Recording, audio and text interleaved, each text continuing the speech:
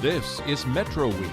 In this episode, we look back at the top stories of 2014 with the journalists who covered them. We'll analyze the year in politics, immigration, higher education, and economic development.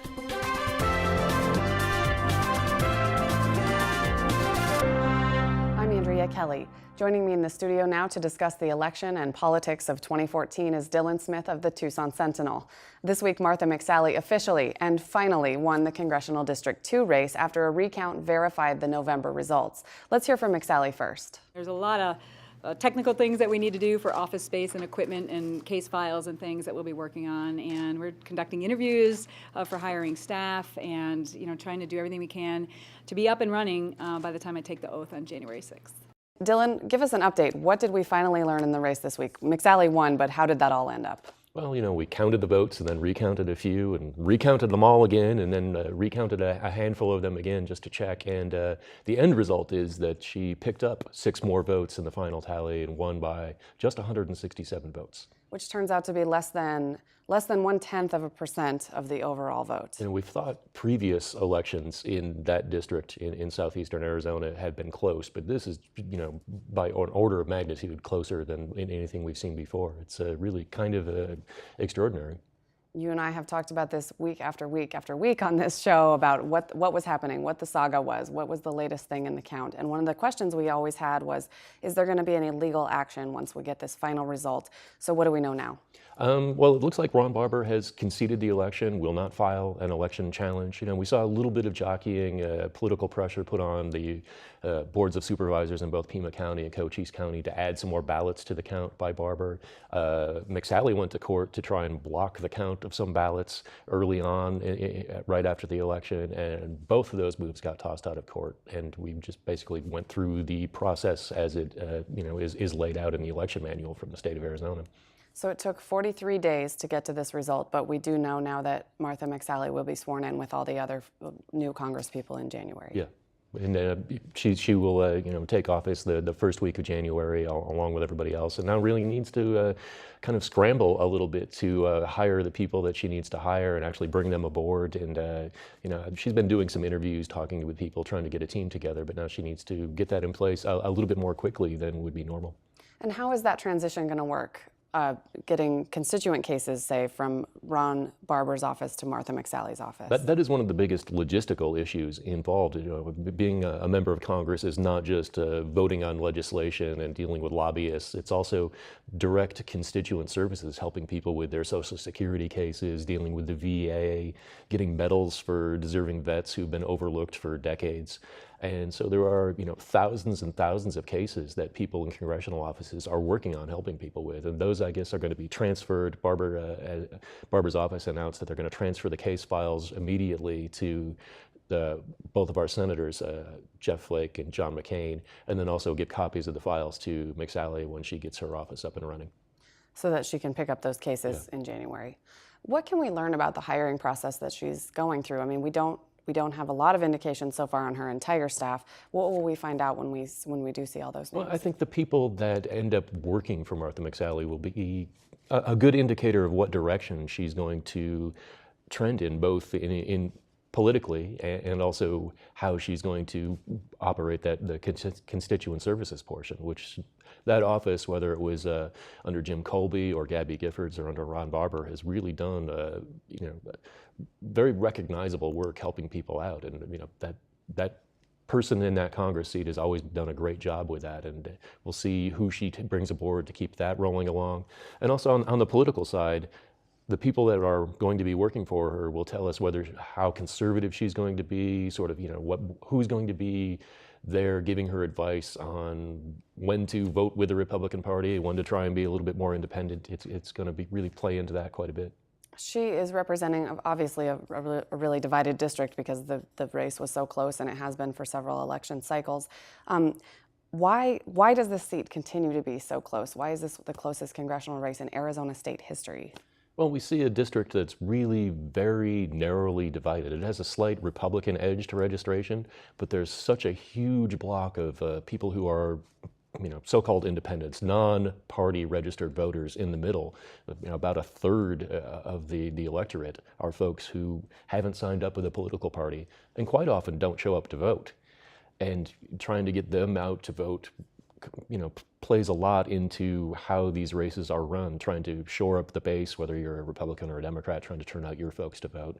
And, we saw a little bit of a disillusionment amongst some Democrats with Ron Barber and some of the more conservative votes that he had taken on the Affordable Care Act and on border enforcement. And some of them didn't show up. 168 of them didn't show up. Now, we can officially put that election behind us, but rest assured for those who are political junkies who watch our show, 2015 is right around the corner, and the city elections will start coming up soon, because in November of 2015, there are city seats up. Remind us what seats are up for election in those races. The big one is the mayor's race, and we'll see that again, and also wards 1, 2, and 4. So Regina Romero, Paul Cunningham, and Shirley Scott are all up for election again. And really behind the scenes, all of those folks have indicated that they are going to run again. They haven't all formally announced that they're going to be in the race, but they're all, talking with people, trying to gear up their campaigns. And, so I imagine, in a month, we will see all of the Democrats running again. And it's really going to be up to the Republicans to try and come up with some really quality candidates if they want to challenge these people, because they're all, at this point, pretty well entrenched, except for the mayor. He's not been, a long-termer yet. But in a majority Democratic city, it's going to be very, very hard if the Republicans want to take him on. Shirley Scott's seat on the east side of Tucson usually is the one that's the most likely, that could be the most likely to switch to a Republican. What's the chance of that? Do we know? Well, she's a very middle-of-the-road Democrat. It's kind of hard to challenge her as being terribly liberal. She is a pretty effective advocate for the East Side sort of suburban interests. She's not, in lockstep with all the other Democrats on the city council. And also Cunningham's seat, which is also an East Side seat. We've seen, not very close races, but we haven't seen great Republican candidates running against him before. And then Regina Romero has occasionally had a Democrat challenge her, or a Green Party candidate as well. Yeah, and that's, if you're looking at safe seats, that's one of the safest for a Democrat on the city council, the West Side Ward 1 seat. And as you said, we're waiting to see all of these people announce their candidacies, and also the opponents within or outside of their parties. Yeah. So those announcements may be coming in the next weeks or months.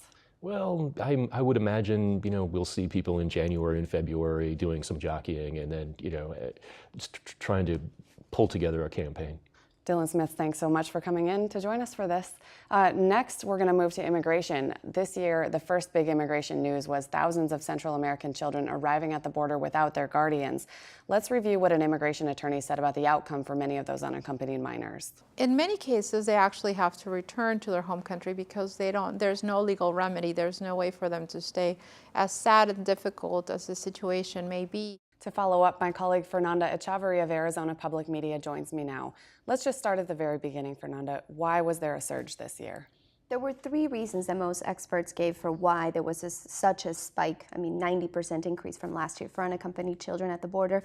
And that is economic reasons in their home countries. There's just lack of opportunities, especially for young people and young mothers with young children.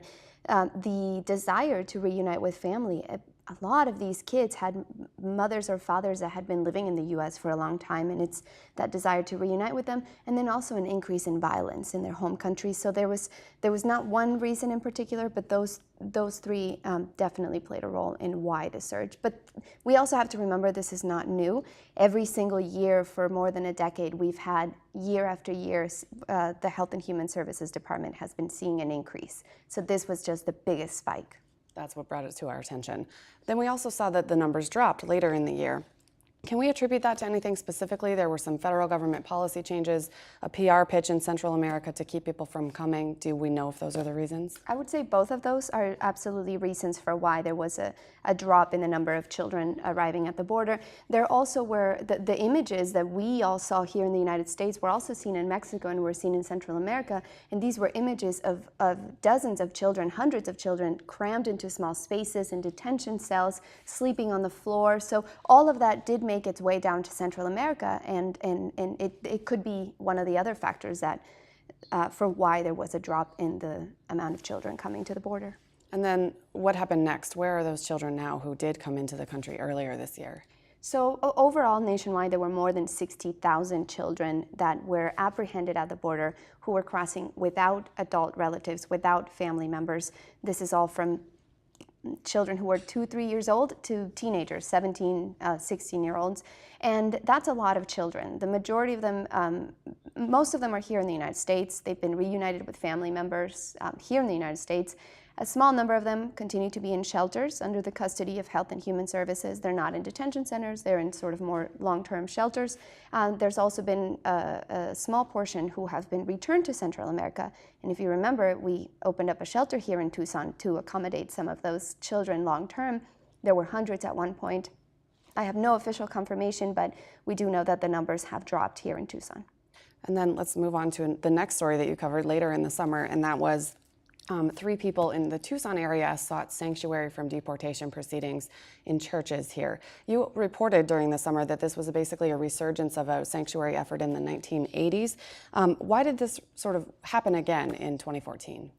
I would say it was not just a matter of why are people seeking sanctuary, but why are churches giving sanctuary. Okay. And we saw this year, I don't know if you remember, but I also reported on pretty prominent Catholic leaders came to the border to hold a mass. This is in the spring. So really all throughout the year, we've seen a lot of involvement from the religious communities in the immigration issue. They've sort of taken on the politics of it, and their bottom line is people shouldn't be separated from their families. So the church, the Southside Presbyterian Church, where the sanctuary movement began in the 1980s, as you said, gave refuge to a man seeking sanctuary earlier in the year. He was there for a little bit, and that's sort of what started it all, and then it went to other states. And what do we know now about those Tucson cases? So there were 3 cases in Tucson. The first one was one Mexican man. He was there for less than a month, and Immigration and Customs Enforcement gave him a 1-year stay, so he was able to leave the church. We have 2 cases that are still sort of, I guess you could say, active sanctuary cases. A woman also at the Southside Presbyterian Church has been there since August, and she expects to be at the church and not leave the church until her case is closed. And then we have another man in a church on Tucson's north side who is going to remain in sanctuary until he can apply for President Obama's executive action.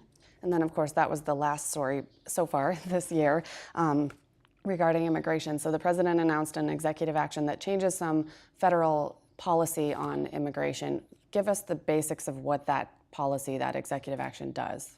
Nationwide, it's expected to affect about 5 million people. Here in Arizona, we're thinking more than 100,000 people. It's a little difficult to really pinpoint the exact number, but it's going to do a lot of things. The 2 major things it's going to do, it's going to shield parents of U.S. citizens from deportation, and it's going to remove the age limit for those who arrived here as children who have grown up in the United States and are undocumented to be able to apply for temporary shield from deportation as well.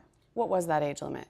It used to be 31. So if you were brought to the U.S. as a child and you were between the ages of 16 and 31, these are the so-called dreamers, the younger immigrants. That age limit has been removed. So people who are over 31 years old who were brought to the U.S. as children can now apply for this program. And what are some of the other limitations for people who have U.S. citizen children who are living in the country? Are there other requirements they must meet before they could apply? They must have been in the United States for more than 5 years. They must have no criminal background, and they also we have to remember all of these people who are going to be able to apply have to have the means to apply. These are not going to be easy permits to get, so it's a lot of paperwork. You have to prove you've been here, and also you have to pay a fee, and most of these applications are going to be around $500. What's the time frame on this? When can people start to apply? So there's different time frames depending on the program. The childhood arrivals that I mentioned, the removal of the age limit, that starts February 20th. And then the permits for parents of U.S. citizens, that starts May 20th. So that's when the applications will be open and people can begin to apply. Fernanda Chavarri, thanks for coming in and joining us to talk about the year in immigration this year. Thanks for having me. Our next big story of the year is higher education. 2 big institutions in Tucson have had some distinct challenges this year. We'll start with Pima Community College, which appears likely to be removed from probation with its accrediting agency. The 3 critical areas, I think: governance, The finance area and the HR area were things that really popped up as areas of concern, areas for improvement, and I would say that we made significant progress in all of those areas. Vanessa Barchfield, my colleague at Arizona Public Media, joins me now to discuss the news. Vanessa, the community college has been on probation for more than a year. What's happening in that process at this point? So the big player that you should know in this story, besides Pima Community College, of course, is the accrediting agency. That's the Higher Learning Commission. About 2 years ago, the accreditor started receiving complaints about mismanagement at Pima. That led to it being placed on probation in spring of 2013. There were many problems that they cited. I'll just name a few. So there were some charges of sexual misconduct against the former chancellor. There were reports of questionable hiring practices. There was a report of a culture of fear and intimidation among staff. The current chancellor, Lee Lambert, was hired in the summer of 2013 really on a mandate to fix the college. And over the past year and a half, he and many people in the college community have been working really to fix those problems. And this week, we saw the fruits of their labor really starting to pay off. So looking back a little bit, in September, an evaluation team from the Higher Learning Commission came, and they interviewed hundreds of people throughout the entire community, students, staff, community members who were just involved or interested in Pima. And they released the report on Tuesday, this past Tuesday, saying that they believe that Pima deserves to be taken off probation, that they've made significant progress fixing some of those problems. This doesn't mean that Pima's out of the woods yet, actually.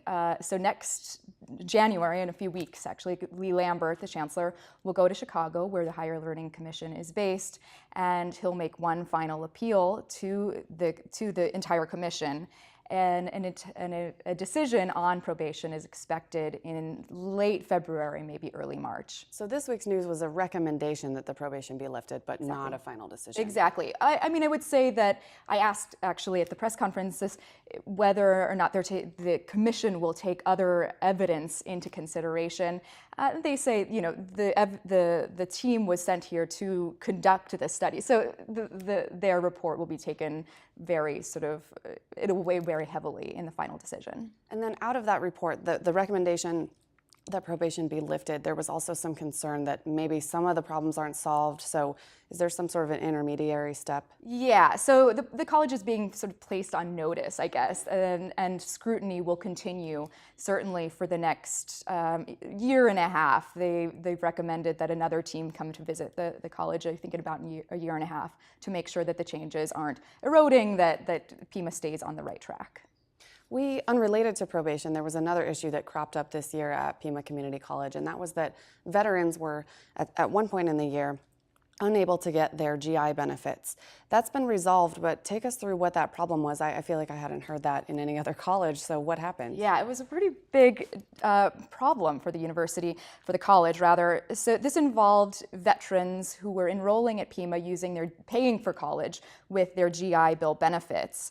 The Veterans Administration requires that colleges keep very careful and close records on those vets, anything from courses of study to the number of hours they're taking, the credits that they're taking. 2 consecutive audits of Pima showed that the college was really negligent in its record keeping. So in March of this year, the VA banned Pima from enrolling new student vets for 60 days. It didn't affect the vets that were already there, but they weren't allowed to take any new ones in. So during those 60 days, there was a very thorough sort of combing through of many of the records that Pima conducted. During that time, Pima held a number of sort of sessions for vets who were currently enrolled there to talk about how this could affect them. Because actually, the problem was some of them were receiving bills for tuition or to pay back courses that were ineligible, things like that, to the VA. Pima said that it would help vets pay for those for those errors when they were made by the college itself. After the 60 days, so in June actually, Pima was allowed to once again enroll new student vets. So that's a clean slate. Yeah, I mean, I think that there'll be increased and continued scrutiny over the coming years as a result. Let's shift a little bit to the University of Arizona, the other obviously huge institution in Tucson. Enrollment has been growing and funding has been dropping, or at least not increasing if it's stayed static. How are those two related? What's the impact? So this year's incoming class was the largest in the university's history. I spoke to President Dr. Ann Weaver Hart a month ago, and she noted that applications were up last year 23%. And they're seeing the same increase in applicants this year. What impact is that having? Well, tuition, of course, has been going up. And so a decade ago, I think this is a pretty stark statistic, about a decade ago, state funding made up 28% of the U of A's revenue, and tuition made up 15%. That is swapped entirely. So now tuition is making up about 28%, state funds only 15%. So really, enrollment growth is necessary to plug the funding gap left by state funds. And in our last minute for this update on higher education, the University of Arizona president has said she's disappointed with that funding. What is the outlook for next year from the state budget, the impact on the University of Arizona? Unfortunately, it's not great. Dr. Hart said, the problems that the state is facing economically are well known. They don't expect to see a bump in funding in the coming fiscal year. In 2008, state funding to the university was $350 million. This year, it was $209 million. So a very big drop. And I would say that we should expect to see the same in the coming year. Really quickly, how is the U of A going to make up for that? Well, a number of ways. So tuition, of course, they've introduced a stabilized tuition plan. So for existing students, for incoming freshmen this year, tuition won't go up, but the next class will see a bump, and also grants and things like that. All right, thank you so much for coming in, Vanessa. Our next outlook is the ongoing challenges with economic development in southern Arizona. $200 million were invested in this new Mariposa port down in Nogales. And we believe it's understaffed by customs. So we've been lobbying to try to get more customs officers. And recently, 170 of the 500 customs officers that we've been requesting were granted to the state, out of which 120 were assigned to our port. My colleague Zach Ziegler is here to talk about that issue local officials are constantly grappling with, increasing business with Mexico. And Zach, this has been an ongoing issue for not just this year, but other years. How can we tell if these efforts to increase trade with Mexico are working? This is one of those issues that as business increases, we'll see things get a little better around Tucson as far as employment, as far as our general economic well-being. We're in a place here in Tucson that is very well positioned to work with trade logistics. As Mariposa opens up and the new route and the new port expansion starts to really get going, we'll start to see things maybe get going more here. All those goods coming across the border have to go somewhere. Tucson, logistically speaking, is a great place. Next, it's just going to be a matter of getting things to the port and getting things from the port. Now, transportation and travel logistics are a big part of this. What is that role? How does that work? Well, the big thing is, obviously, that we have all these lanes that goods can come across the border at Mariposa. Well, now we have to get them further up the road and get them to the port. We need to see expansion of the highway leading up to Mariposa on Mexico side. We've already heard plans to expand Mariposa Road, which will allow those trucks to get to I-19. That will be a major difference maker. That road currently is not meant to handle the capacity of Mariposa. And from there, we need to see expansion heading northward. That's more of the plan that we're going to see. Interstate 11, or the Interstate 11 corridor, is moving forward at a little bit of a slower pace. The Arizona Department of Transportation just okayed a 3-year environmental impact statement study That will move things forward. We're also seeing work on expansion at the Port of Tucson, which will allow more produce. That's one of the biggest things that comes through Mariposa is produce. They're going to try and get things to maybe start moving by train through to areas like Chicago so that they can come up by truck from Mexico where they're born, be loaded into specially conditioned trains that will take them to the East Coast and the Midwest. So we're looking at this as a port of entry, the Mariposa port of entry, a way to get goods and people and items into Arizona, but not just for Arizona use, but to distribute throughout the country. Yeah, that's going to be the big thing that we'll kind of see going forward is how can Tucson play a role in distributing these goods from here. As Mariposa grows, more things will want to come through this area, and it will be more than just Tucson and Phoenix and Las Vegas and immediate areas right in our area where it makes the most sense. Now it's going to be a thing of, well, it's quicker, so maybe it makes more sense to go through Mariposa and through Nogales as opposed to going through some of the areas nearby, border crossings in California or Texas. Okay. Now, how likely is this to play an issue in legislative politics during the budget writing process in 2015, or even the Tucson city election, which is coming up in 2015? That's one of those areas that the legislature can always put a bit of a struggle on Tucson, no matter what the city itself does to push things economically forward with Mexico. It just takes one piece of legislation that maybe Mexican businesses, the Mexican people, the Mexican government aren't a fan of. As you talk to a lot of people in the city government, they say one of the biggest hurdles they've had to recently overcome was SB 1070 because that was viewed as being rather anti-Hispanic, anti-Mexican, and that was their concern, is that all of a sudden it kind of puts a black eye on Tucson when people in the state legislature pass something like that. Okay. Now let's move to another local topic, and that is the Tucson modern streetcar that opened this year. This was touted as not just a big transportation project to move people from the University of Arizona through 4th Avenue and downtown, but also as an economic development, a way to spur economic development. What can we expect along that line in 2015? Are there some projects coming along? It looks like the newest growth is going to be kind of the west end of downtown. Once you get past the courthouse, as you're heading west, before you get to I-10, there's a lot of vacant land right there. That was just okayed by the Rio Nuevo board for development. We'll see some buildings going up in that area. And also, there's hopefully going to be a shift as to what kind of businesses you see. There's still some vacancies in downtown, and currently it's kind of a destination. It's restaurants, it's venues, it's museums. It's a place that you go to for your entertainment, for your food, where you go in the evenings.